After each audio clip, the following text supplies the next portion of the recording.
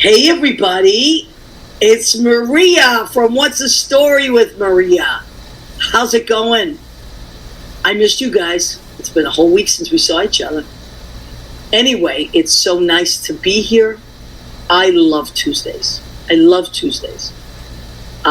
meet here every Tuesday from 9 to 10 Eastern. We have a cavalcade of amazing friends and creatives. And I just love it. I love my Tuesdays. Today I had a very busy day. I had an event this morning. Then I met Andy Prasky and his wonderful sidekick, Sean Shinsun. And I'll tell you about that later. But in the meantime, my right-hand man, my guy Friday, the guy that does all our promos, all our videos, everything. Where would I be without Leo Rodriguez? Show him your latest promo, Leo. I'm a big fish in a small pond. The day's free and the night's long. I create my own reality. Who I am is fine with me. I'm as famous, I'm as famous as I wanna be. Who I am is fine with me. It's who I am. It's who I am.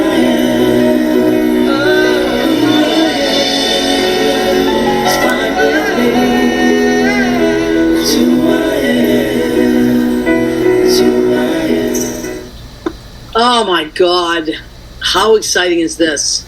Okay, so hi. Let's say hello to our I was going to say our locals, but they're from all over. Our regulars. Where would we be without our regulars? First in, D from D's Enlightened Edits. Hello, Danielle. How are you, my friend? Hi, Maria and Leo. Happy Tuesday. Happy Tuesday to you, Danielle. I was talking about you today to my friend Andy Prasky, who I had dinner with, and we were talking,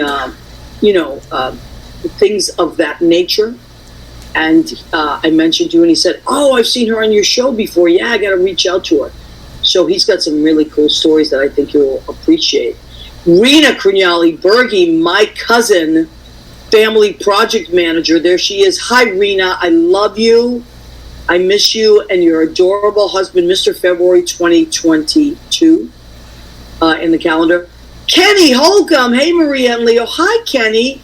Kenny, there's been so many funny memes that you've sent me and I've sent you in the last 2 weeks that I can't keep up. I can hear your laugh. Look, Kenny's got this big, beautiful laugh.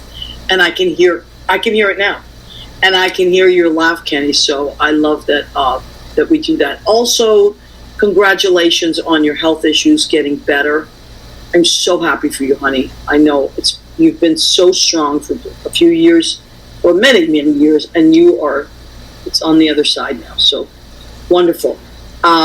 Yay, Andy. Yes, Andy will love it. Actually, Andy pops on the show quite a bit, but he went to see Back to the Future tonight. And this is the second time he's seeing it. So, Leo, pop in for a second, honey bunny. Let's bring in our wonderful sidekick, Leo Rodriguez. You were at that lunch at Tony's? I was. Tony DiNapoli's, which believe it or not, as an Italian girl, I'm ashamed to say I've never been there. Because it just never came up. I usually go to Carmine's. But wow. I got to say, listen, I'm the queen of making sauce. So I make good sauce. But I got to tell you, that place gave me a run for my money. And they serve it family style, right? It's served Yes, family? I love family style. That's how Carmine's is. What did you have? I love Carmine's. Well, we split because, it's all these big plates. Family style means that you get these giant plates just like you would if you were at an Italian house. I go in there by myself. I don't know. I love it. Oh, I know. So we got the chicken parm, which was so good. Oh. I got the calamari. They got the Caesar salad. And then I think we got like a penne bolognese. I didn't have too much of that. But I love that chicken. Oh my God, that chicken parmesan was so good. And I might have to make that sometime soon. I saw that. I wanted mussels. I wanted the mussels Luciano, the mussels. Oh, yeah. You like that, Leo? Oh, I love those. And that just made me crave those right now. My mother loved that. My mother loved I love seafood so much, and especially like the way it's made Italian style. I love that, like, linguine alla vongolo, like all that delicious clam. And also, I love like anything Fra Diablo. I love that. That's very, very Italian kids. I'm sure, like if you, depending on what house you grow, like the Mexican kids, you grew up with certain tastes, things you just ate because your family ate it. Mm-hmm. And same thing with Italians. Like we just grew up eating calamari. We didn't. I mean, I remember like the Irish kids at school saying, "You ate squid?" We'd be like, "What? The what?" Be like, "Oh, you calamari? Yeah, of course we eat that." It's like, what are you talking about? On Sundays, my grandfather back in the day used to go to the Carniceria bakery. Yeah. And he would get the little water breads, the little water loaves, and he would get carnitas, pork. Right. And he would get the head of the lamb, or the goat, whichever. I think it was the goat, the beauty. Maybe the goat, yeah. And he would eat the cheeks off. But I mean, oh my God, but the cheeks were so good, and he would just pull it off and eat it. But those are flavors that Grandma would have beans on the stove all week. But that's specific to your ethnicity. Mm-hmm. And the thing with Italians is that we had what we had. We had the tripe, which as a kid I loved tripe. As an adult, not so much. We eat tripe now. We have it for a menudo. Yeah. So every culture has its stuff, but I really did enjoy Tony DiNapoli's. It's on 147 West 43rd Street, and if you're in the theater district, if you're going to see a show, I really thought it was delicious. Were you guys uptown or Times Square? Times Square. Okay. So Andy called me yesterday. He's like, "Listen, we're going to go on to see a show. Do you want to meet us for dinner?" And he invited Judy too, of course. But Judy was working so much today. She was way out in South Jersey. So she wouldn't have made it back in time. But I said, I can take the A train down, have dinner, and then I got to make my show. So I came right back up. And they went to see Back to the Future. For the second time. They said it was amazing. Alana Diaz, our friend. Yes. Alana, I miss you, honey. It's been a while. Alana Diaz is at the Stonewall Inn tonight. She's got pipes for days and personality for days, of course. She's with Miles. Our friend Miles. My Miles. Your Miles Whitaker. He's there. And I'm sure they're having... hours. And Dan Pardo's back from his whirlwind tour of... he rode his bike like 700 miles. Seriously. Like a crazy amount for cancer. He did it. Isn't that amazing? That's beautiful. That's amazing. I bet you his thighs and calves are pretty... Well, can I just say publicly that Dan Pardo has the best tushy I haven't seen him naked, but and I don't plan to. But for a straight guy, what I make him do when he plays like at Brandy's or something? I'm playing with him. I talk about it, and then I go, "Come on, Dan, get up, show everybody, turn around." I totally pimp him out. Although he's married, so he can't be pimped too far. But I like to do that to guys. I like to do that to straight guys. Your brother from another mother wants to know what exit. What exit? Oh, come on. Oh, my dear. Chris DiPiero. How can you not love Chris DiPiero? He's amazing. Chris, one of your buddies, is on the show tonight. We are going to introduce him shortly. He looks cute as a button. Judy. Who's here? Oh, Judy. Judy. No, Chris goes, Judy. He goes, your buddy's here. And he goes, Judy? Oh. I don't know if she's on tonight. She said she was going to bed early. She might pop on. You know how she does. Jeffrey Campbell. Hi, Jeffrey. Oh, my God. Jeffrey Campbell. How are you, my friend? 162 to my house. What did we think that means? Is that the off-ramp? Exit 162 to his house? Yes. 162 to his house. That's right. Did he come to the musicians' party, the last one that you did? Yes, he did. Did he play? No, he did not, because at the Stonewall, it's a little different. Guys, I mean this. I'm not joking. I am going to start having a couple of parties at my house again. They have to fix my bathroom ceiling, because my bathroom ceiling leaked. The lady upstairs left the bathtub running. Yeah, so the thing is, that and my kitchen floor, they have to rip it up and put new tiles. Oh, no. I'm excited about both things because it's going to look nice. You know why that kitchen floor? No, I know. That kitchen floor, it's all that cooking you're doing, lady. It is all that cooking I'm doing, but it's just, it needs to be replaced. And I think they should put black tiles. Because when you cook constantly, And then my bedroom, there was a leak over the winter. The radiator leaked Oh my onto goodness. my window. So then the window, it's crazy. My apartment's falling apart.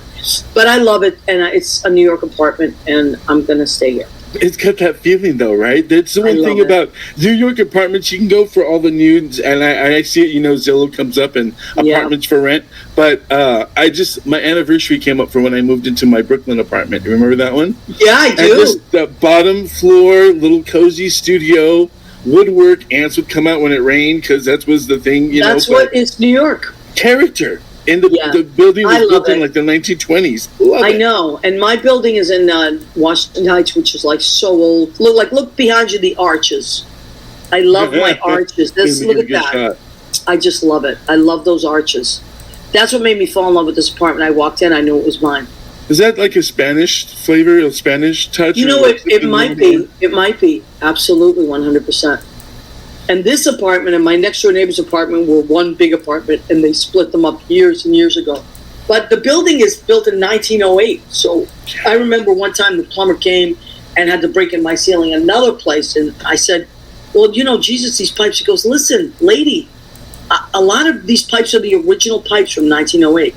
We don't know which one's going to go next. And he's right. You So- know what you just reminded me of? What? In our movie, Moonstruck, when he talks about the pipes. There are three kinds of pipes. Vincent Gardini, my favorite movie of all time. We need to have a Moonstruck movie night, even if we just do it on StreamYard. A couple of Of course, yeah.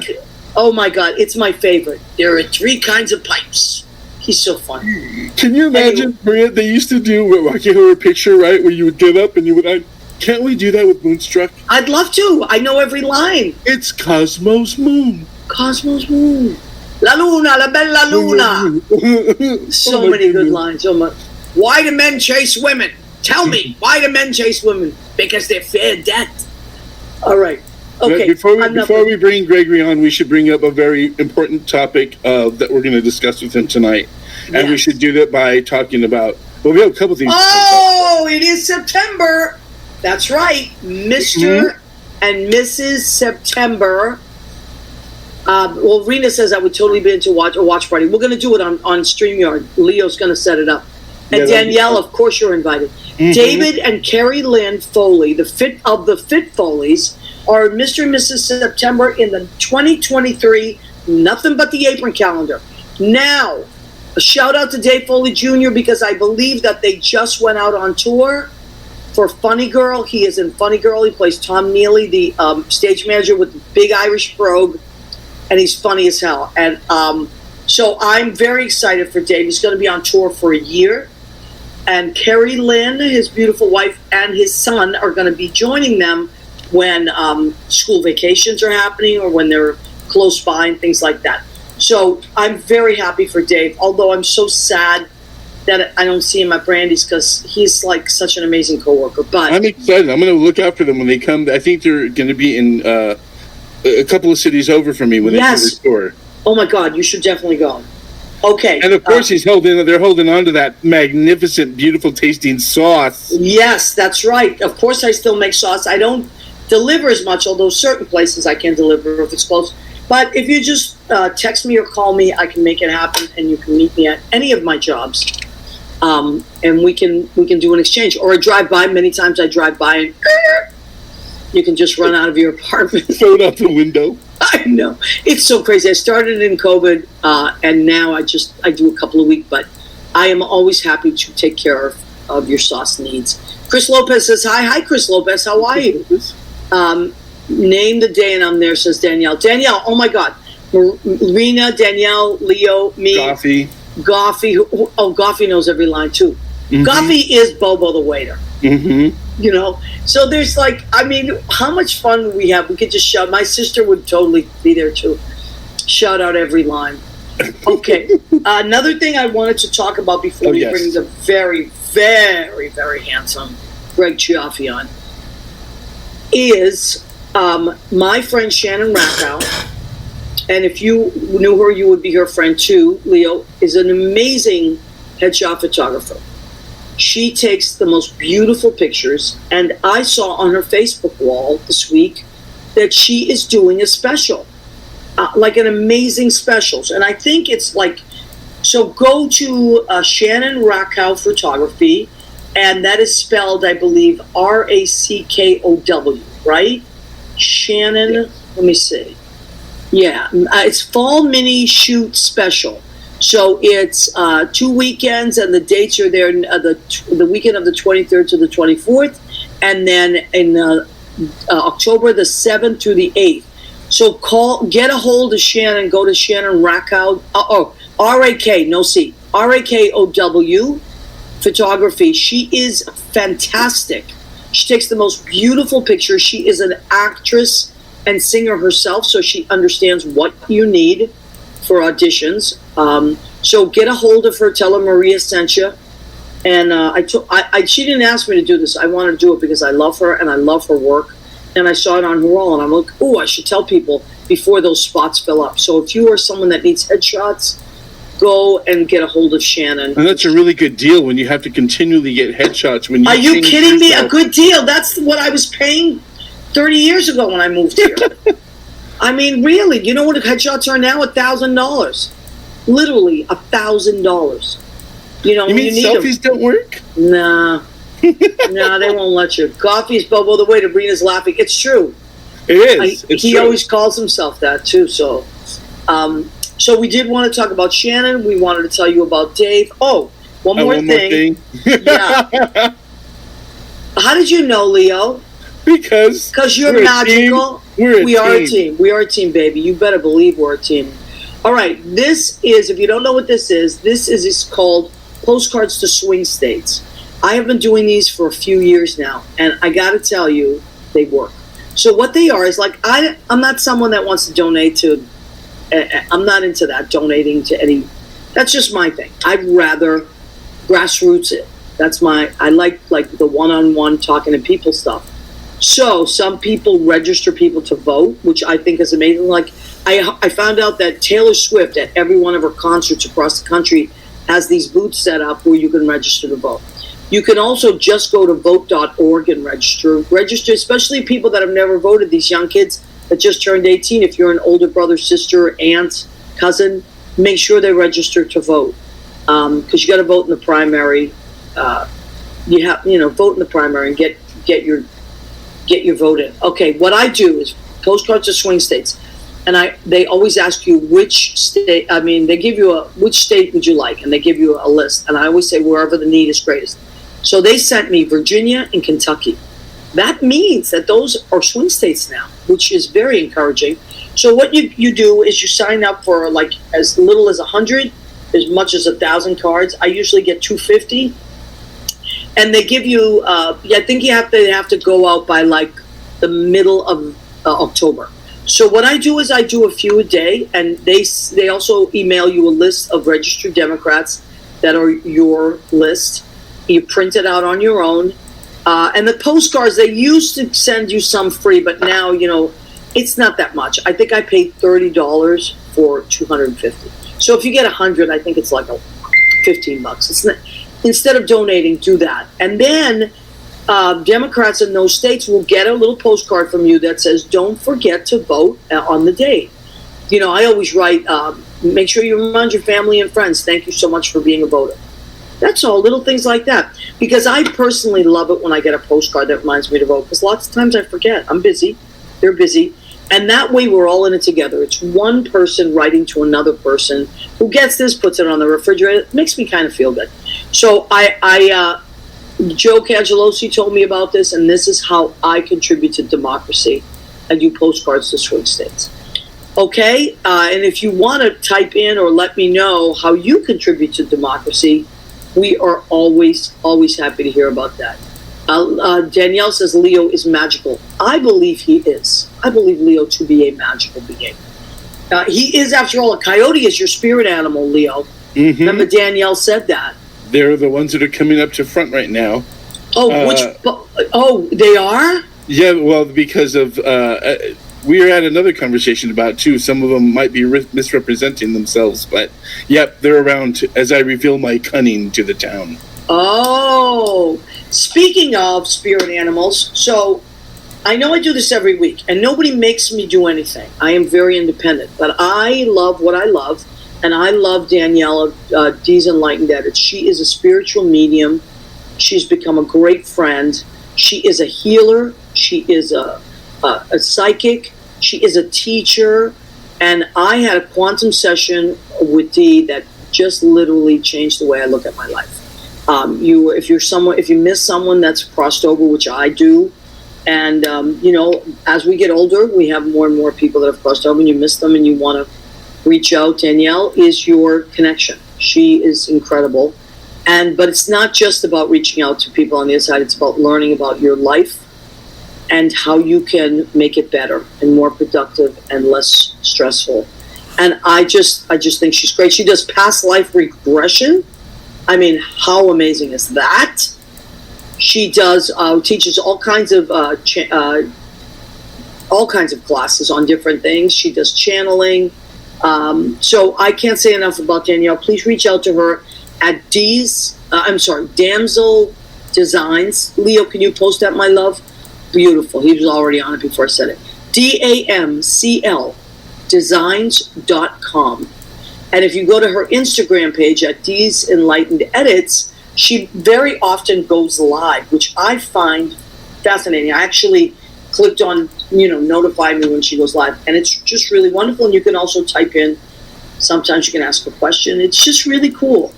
But I would, if you want to do something wonderful for yourself, book a quantum session.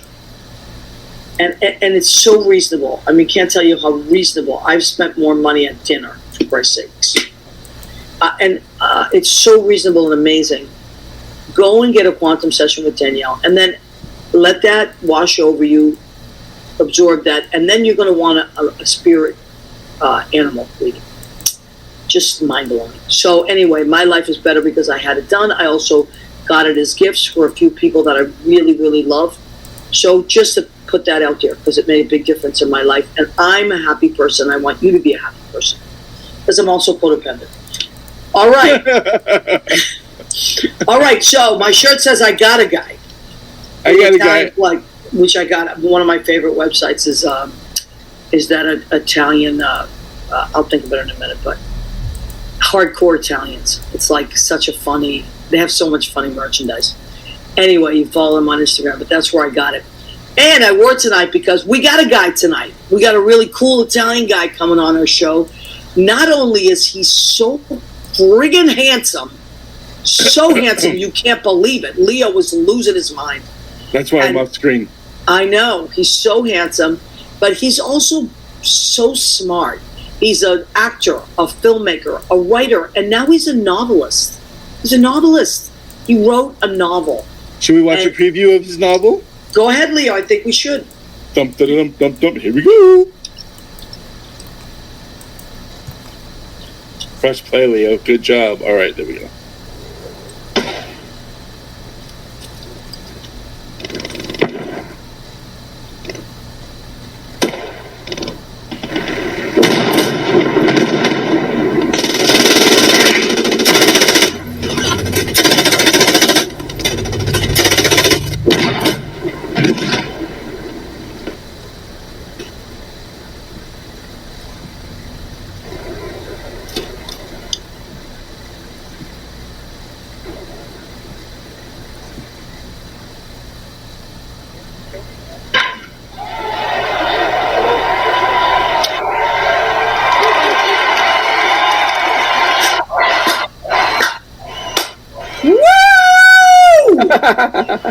Oh my God, if you don't have chills out there, something is wrong with you. Wow. How are you? I'm great, my sweetheart. I am great, as is Leo. We're so happy to see you. I'm happy to be here. Thanks for having me. Of course. Cassidy Kletter says, Greg. That has been a friend since first grade. No. Oh, yes. I love that. I love, love, love that. Isn't that great when you stay friends for years and years and years? Okay, so I got chills because I'm a huge baseball fan. I also got, like, when I was hearing those gunshots and those explosions, I got so rattled because my mom was a little kid during World War II. I thought it was interesting they put no music behind that. I really thought when I first watched the video, and I was like, there's no music, but then what you just said, the gunshots were just so...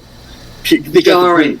Yeah, I have chills. I have chills from that video. It went from the sounds of battle to the sounds of cheers with baseball. Oh my God. Yeah. And I'm a huge baseball fan, and I love that baseball is one of those things that brings the world together, because now it is a world sport, as we know. Yeah. I also have friends that are Japanese, and I know how they love baseball as much as we do, so I got chills. Oh my God, I got chills on that end.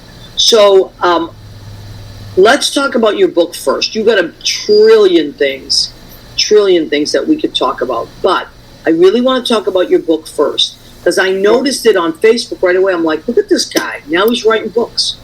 Yeah. And I love the title, The Devil in the Diamond, right? Yep, absolutely. I love it. The diamond, obviously referring to the baseball diamond. Right, but I didn't know that before the promo. Of course, yeah.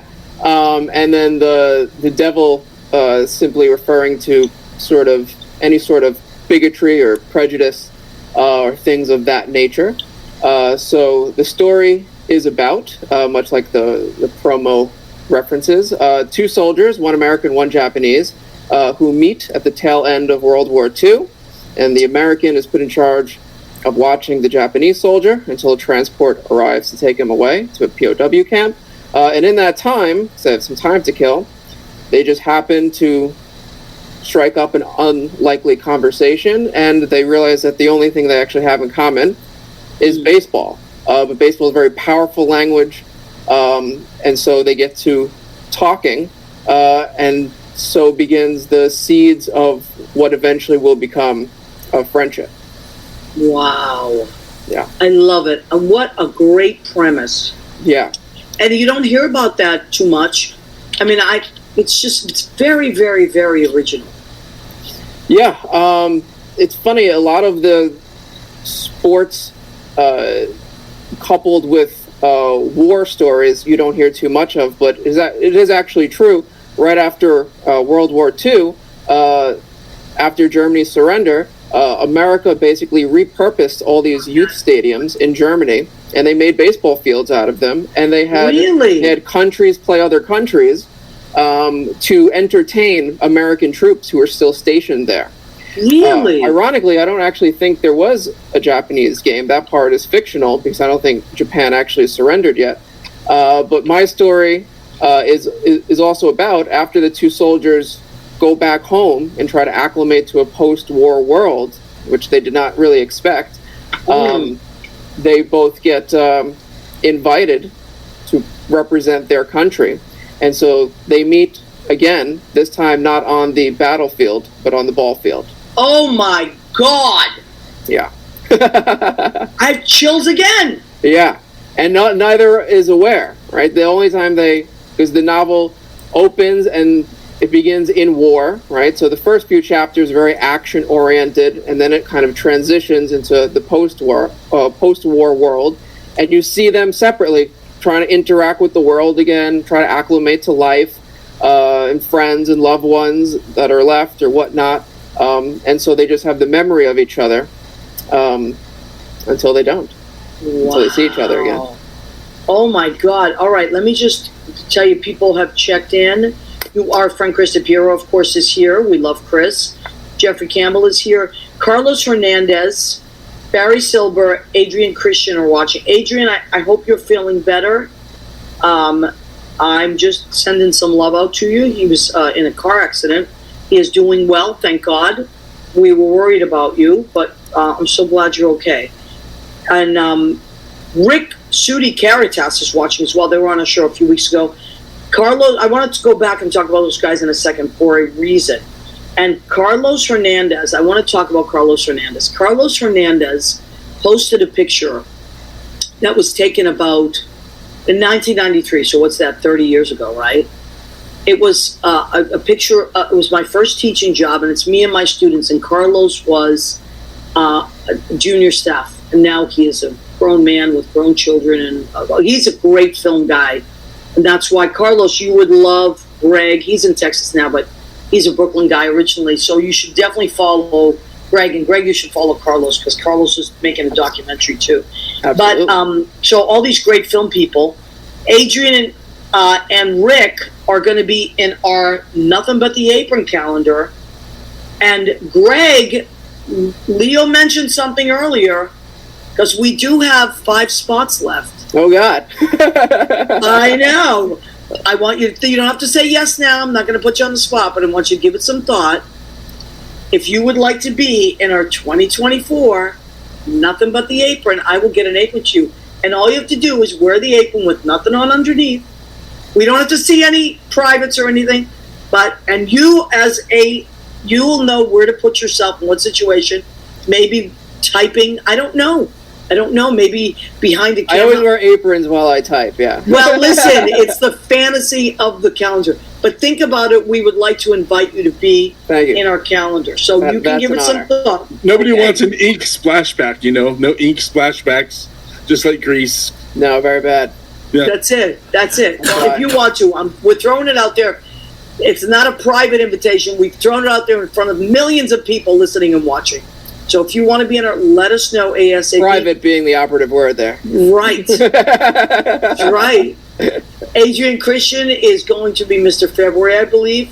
Rick is going to be Mr. June. We have some of your fellow Nothing But the Apron guys would be there. So I don't know. Something to think about.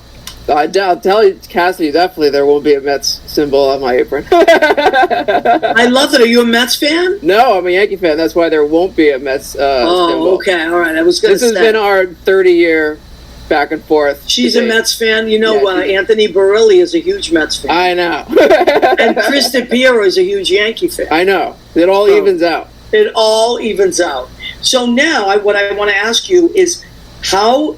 I know you've been working on this novel, you put it away for a while, right? Yeah, so basically the story of it is many years ago, actually during Hurricane Sandy, right around that time, a friend mentioned an article, like an academic article that he thought I would enjoy. It was called For Love of the Game, and it was about how baseball acted as the catalyst for peaceful negotiations between America and Japan again, socially. So the fraternity of nations because of baseball. And I was like, oh, that's fantastic. And then Hurricane Sandy happened. I forgot about it. And then I think in 2015, I remembered the piece. I asked if he still had it. And then I read it. And I was just mesmerized by the story and the potential. And I saw a story in there, right? Even though this was kind of a scholarly article. I was like, I see it creatively. Yes. And so I didn't do anything at that time with it again because it's very daunting to write a novel. Oh, my God. And so when the COVID-19 pandemic happened, I found myself quarantined with an abundance of time. And so I was like, well, I want to do something really productive because I don't know when I'll have this chunk of time again. So absolutely. So for a whole year, because I was in the restaurant business and I didn't go back to the waitering thing. For a whole year, I wrote every single day.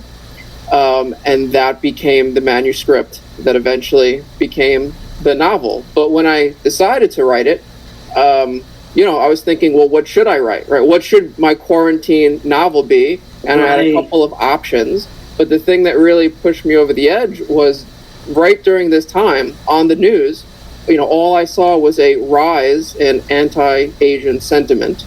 Right.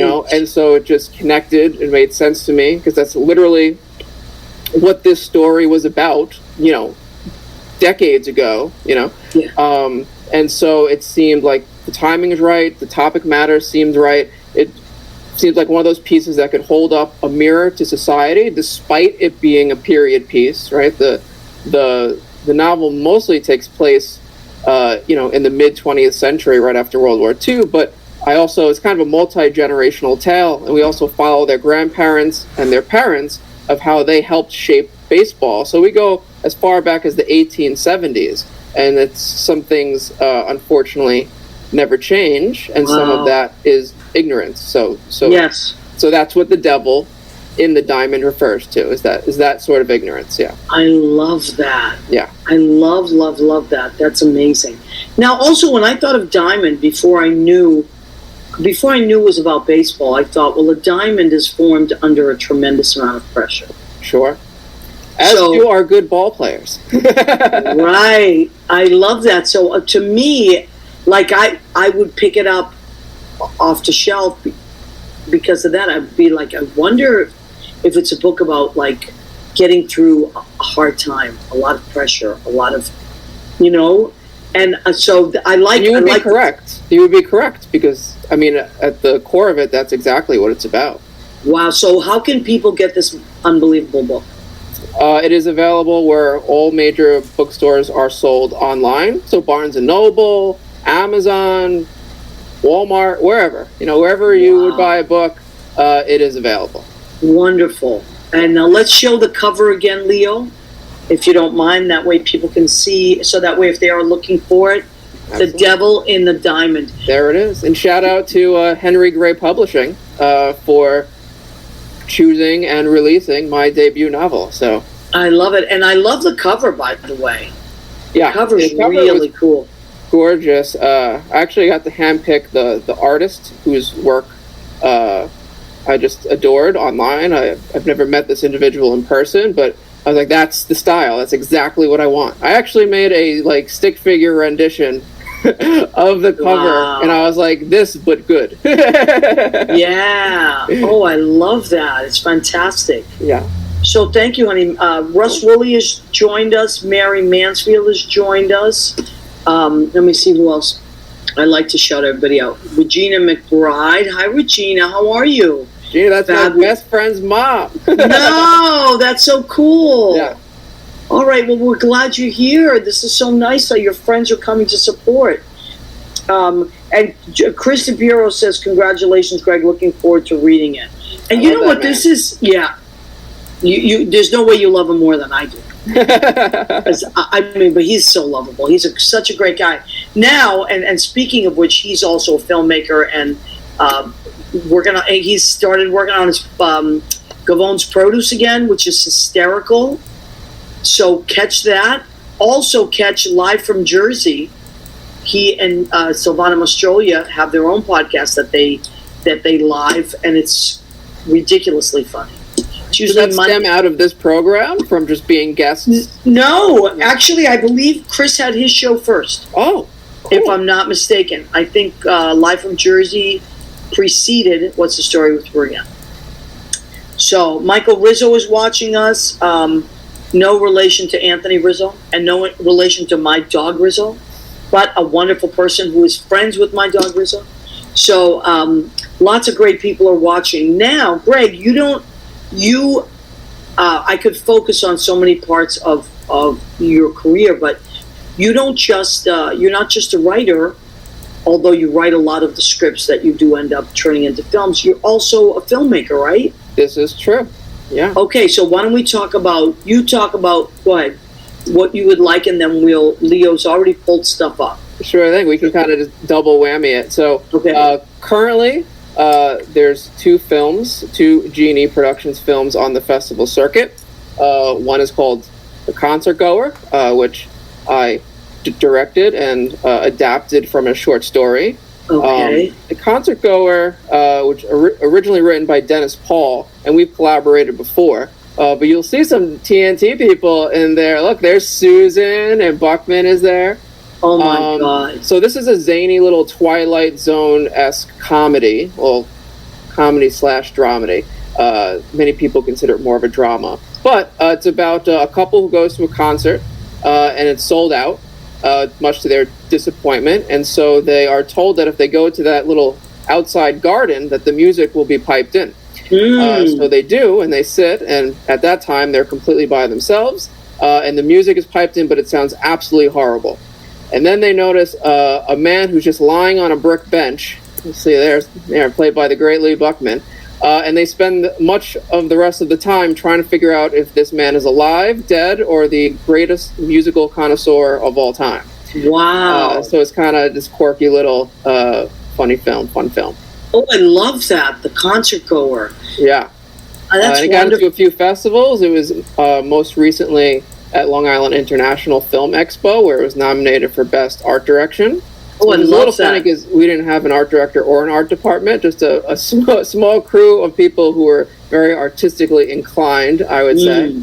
And so that's very exciting. We've been happy so far with the journey, and hopefully it's not over. Oh, that's wonderful, honey. Yeah. And the Long Island Film Festival is getting a lot of publicity.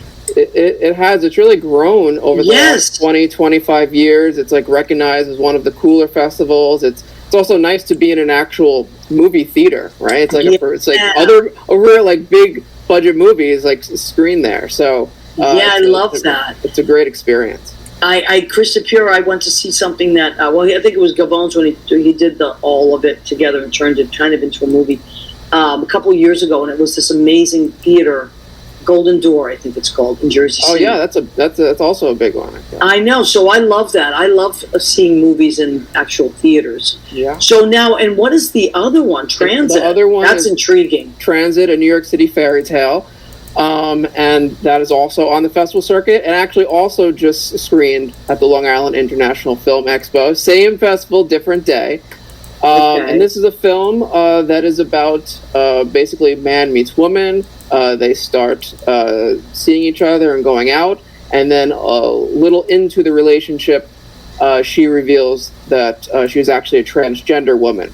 Wow. And then the rest of the film deals with them trying to, and specifically him trying to reconcile that whole concept and idea, and the aftermath of all of that. Wow, and cool. So our timely. great friend Puya stars opposite me, who is just a truly lovely, wonderful actor and activist, and she also helped me pen the script. After I wrote the first script, I basically gave it to her, and I was like, make it authentic, you know? Oh, that's great, Greg. Yeah, that was so very... we wrote a lot of her character and then some of my reactions, and then at the end of it, we had this great screenplay I was super proud of. And that's also done pretty well on the festival circuit. We actually premiered at an Academy Award qualifying festival, which is out on film in Atlanta. So that was a big first for G&E production. So we're super excited about that. And it's going to be in New Faces, New Voices on September 12th, I believe it is, which is in the city. So that'll be its New York City debut. And, do you know what? Is that a weekend or? Yeah. I can actually tell you. If you can remind us, we'll talk calendar. about it. We'll put it's it actually on during the week. beautiful. It's a Tuesday, actually. All right, that's all right. Tuesday evening. Okay, so Andy Prasky, our friend Andy Prasky, says hello, Maria and Leo. I was just with Andy, having dinner with him and his wonderful partner in crime, Sean Chinsoon. Andy is a filmmaker, actually, and has worked and directs many things and documentaries and all kinds of things. So, Andy, you and Greg should know each other, Greg Cioffi, and Andy, you should also know Chris DePiero. You guys would all get along so incredibly well, and you're all so talented. Oh my God, amazing. So, Greg, now, are you someone that gets an idea first, writes the script first, sees the vision first? How does your mind create? Good question. So for longer projects that are, I guess, in prose, like a narration, I tend to do like chapter breakdowns or little sections at a time. For The Devil and the Diamond, it was a little different, actually. I created a giant timeline of events because it's a historical fiction piece. So, all of my plots were woven through historical events. So The Devil and the Diamond, I actually made a giant timeline that went as far back as 1871 and as close as like 2004. It just traced basically overlaps between America, Japan, and baseball. So that's how that one came to be. But I usually start anything with, well, what is the thing I'm trying to say? That's usually my starting point.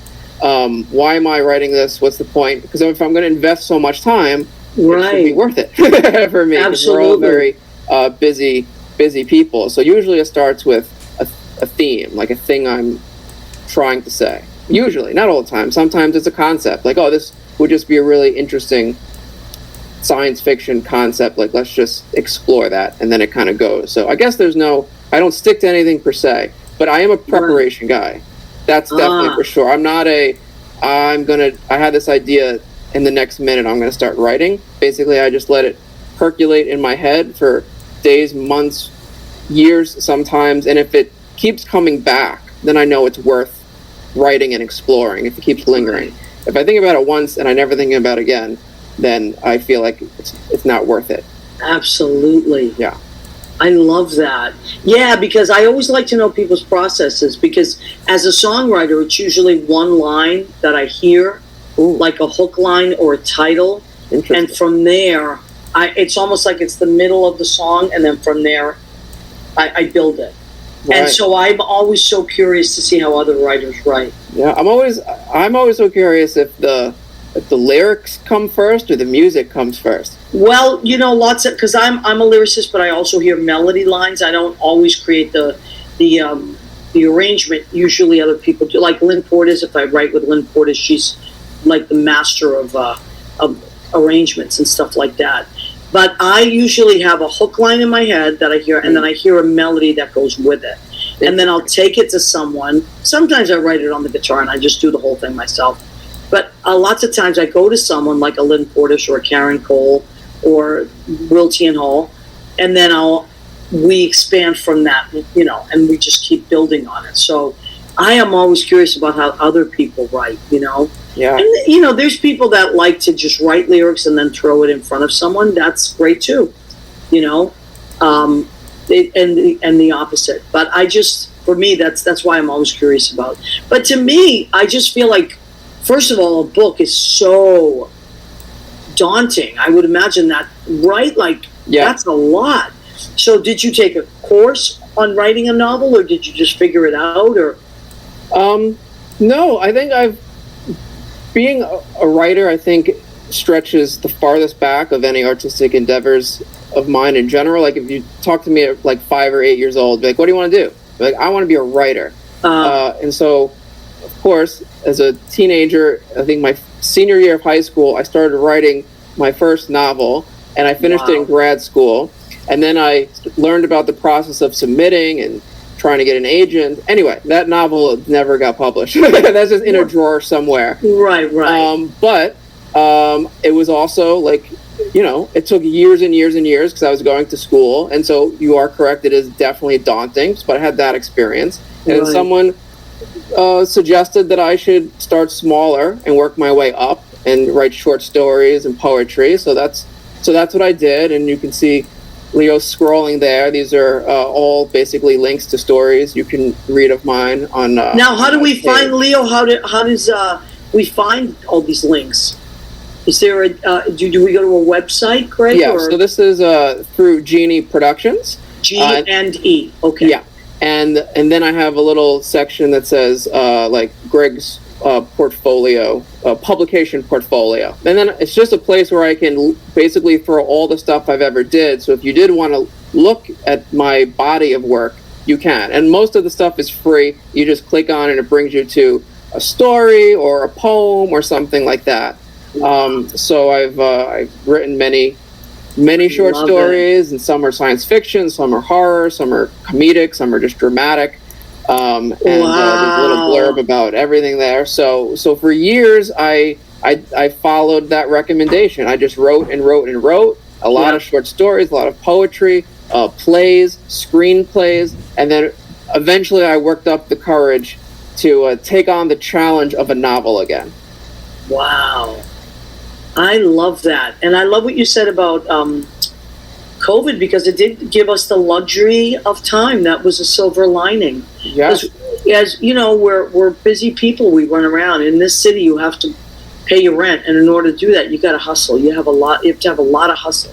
Yeah. So, but unfortunately, all the artistic things are the things that tend to pay the least sometimes. Yeah, of course. So even if you like spread yourself all over the artistic world, you're like, wait a minute. Yeah, no, it's true. And you know what?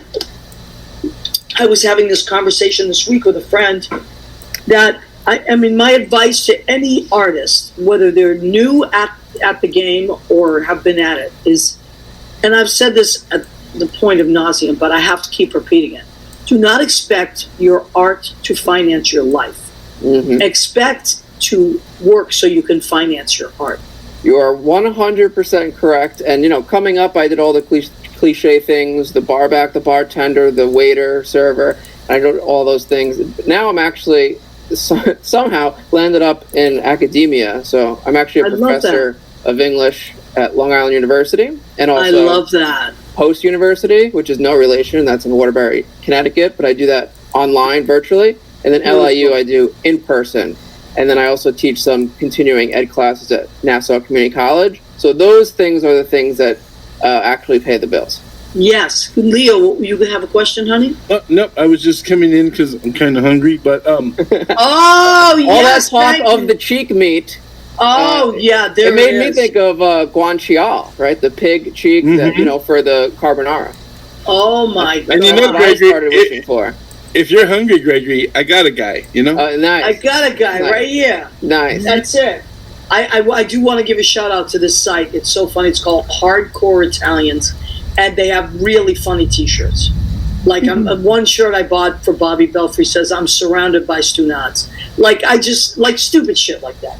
But anyway, okay. So this is the section of our show called "Go Ahead, Keep Eating." So at the count of 3, and everybody at home, ready? We say it together. 1, 2, 3. Go ahead. Keep eating. So what did I make? I always make something for every show to stay creative. Tonight I have made a delicious caprese sandwich. So this is sliced mozzarella, beautiful Jersey beefsteaks tomatoes, although I tend to go with the vine ripe.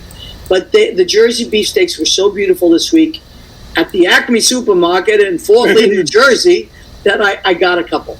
So, and then, of course, fresh basil. And what I did drizzle on here is extra virgin olive oil, a little Tuscan herb, extra virgin, and balsamic vinegar, which I love. And you can add a little salt and pepper. You know what I love to do? Onion salt. Trader Joe's has this amazing onion salt. It's perfectly balanced. I like to put a little of that on there. I tend to lean towards salt. I mean, whatever. And I know it's not good, but I do. Okay, so I made like a nice Mediterranean salad here. I have a mixed green, kind of like a spring mix there, and I have 3 different kinds of peppers. So I have these are all baby bell peppers, the orange, the yellow, and the red. And then I thought I could use some olives in there. So I put some Kalamata olives. So this is kind of like a Mediterranean kind of Greek/Italian salad. And I am going to put a fig-infused balsamic vinegar on that and a Sicilian lemon extra virgin olive oil. So that's that.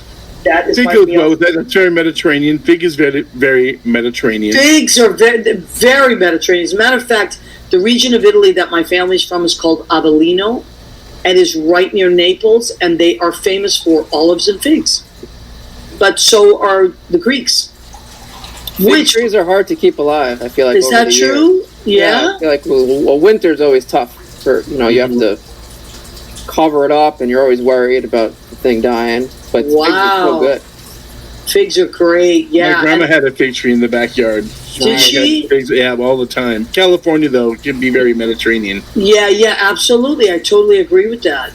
And, and I love people like my Uncle Joe, Rena's dad, my Joe, was an amazing, he was amazing with anything that grew. And he had trees in his backyard, even though it was a, confined area, but peach trees, like, we had cherry trees, cherry blossoms. I mean, although eventually... Black plum tree in our backyard. Don't you just love that? Susie Camp's family in Florida has like a lemon tree. I got oak. You do? I got an oak. You got shade. I got a big oak tree. So if you got a tree, there's usually an Italian or a Mexican involved. I am biting my tongue. Somewhere, I know. James Solomon Ben has joined us. Hi, sweetheart. Eugenia Mesa Dominguez, that's my honey. She's watching us. Leo calls her Senator Mesa. She could be. Aaron Lee Battle. What? Aaron Lee Battle. Oh, my goodness. Oh, my God. So talented. Aaron, I've been trying to get you on the show forever, my honey. Just say the word. Just say the word and we'll schedule you on here. So talented.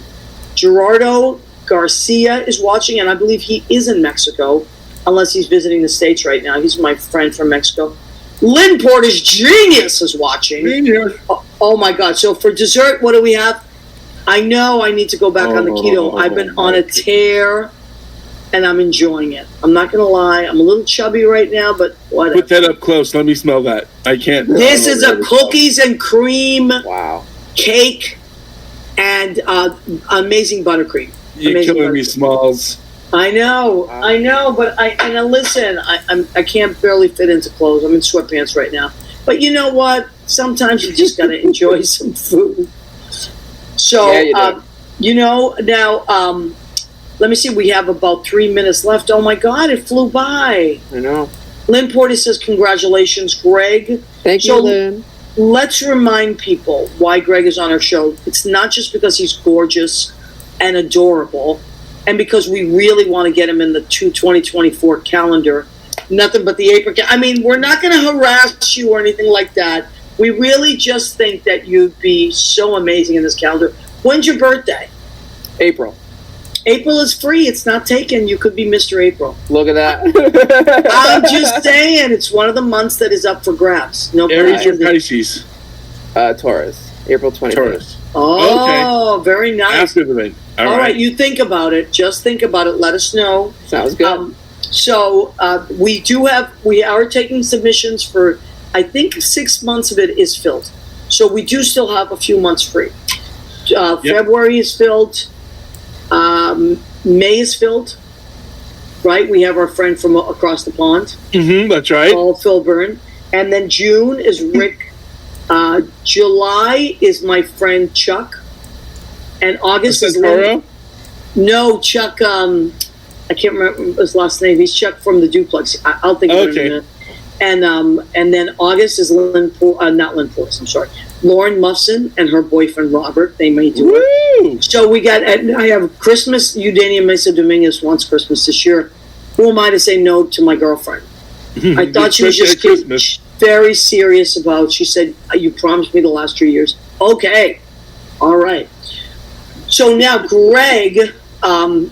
First of all, we want to make sure everybody write it down. The Devil in the Diamond, right? That's right. Greg Cioffi. It's spelled Cioffi. Nailed it. Yes, of course. I love the Italian names. So please go to Amazon, go to Barnes & Noble. Yeah. And anywhere that you buy books, go and order his book. And you know what I would say? If you have someone in your life that is a military person, this would be a wonderful gift. Especially if it's from the greatest generation. If it's someone, a grandpa or something like that, a great-grandfather that you respect, who served our country. What an amazing gift. So go and purchase his book. I can't wait to read it. It's going to be beautiful. And also just follow Greg. Where do we follow? Who's the best place to follow you, Greg? Probably, you can look us up on gneproductions.com, the website. Okay. I'm also on Facebook, super friendly. You can say hi, add friend. But I'm not on any other of the social medias. That's okay. That's Facebook's plenty. Yeah, I think so. I mean, otherwise, you know what happens? You get sidetracked. You just can't get off your phone. I know. You know? So I know it's a lot. But anyway, but G&E Productions does have an Instagram. I'll say that. Okay, good. Yeah. Good to know. Yeah. All right. Now, I always ask our guests to leave us with some encouraging words for our creative friends that watch. Most of the people that watch or listen to the show are creative people themselves. What words of encouragement would you give another creative? Oh, goodness. Grit and perseverance is the name of the game, I think. If you love it, do it. Don't take no for an answer, right? I wrote a whole novel once. It never was accepted or saw the light of day in any way. but you just keep going. If you love it and you have something to say and you're an artist at heart, never give in, never stop, because clearly dreams come true no matter what age you are. Yes, I love that. I absolutely love that.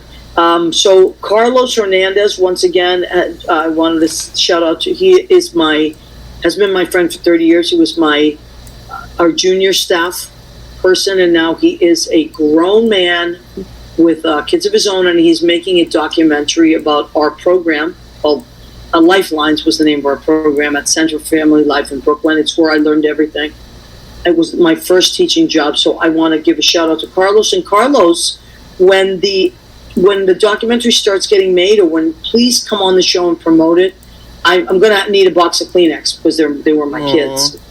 And I just learned so much. So as a teacher, I loved my kids and they loved me, and it was a beautiful time in my life.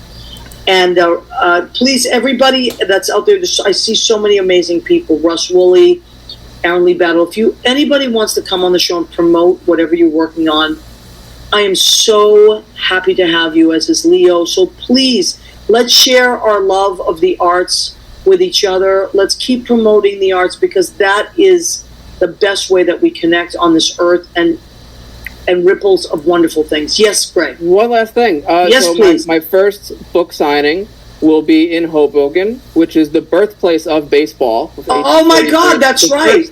The first ball game was ever played there. I will be at Symposia Bookstore on September 25th from 5:30 to 8:30. So if you want to buy a copy in person and have me sign it, that would be the first spot. Can people take pictures with you too? Absolutely. All right. So now maybe even in an apron. I don't know. Oh! I am going to get you that apron. I'm going to mail it to you. When I'm we're checking off the Expedia. air, Hold on. you have to give me your address and I'll get it out to you. Now, listen, I want you to promise me something. When it gets closer to the book signing, I want you to post something on my wall. Okay? So that I can share it with What's the Story with Maria. Leo can share it, and we'll get people out there. I cannot thank you enough for visiting us. You are so adorable and so smart, and we love you. So please come back anytime, okay? Awesome. I love you guys. Thank you so much for having me. You're so welcome. Everybody, you can hear this podcast when it turns into podcasts in about 24 hours on Spotify, Spreaker, and iHeartRadio. Please follow us on Instagram. Oh, by the way, we got our Instagram page back. So please go to What's the Story with Maria on Instagram and follow us, because it is us again. And follow us on our Facebook page. We want to hear from you. Let us know what you're doing, okay? We love and appreciate you. We'll see you next week.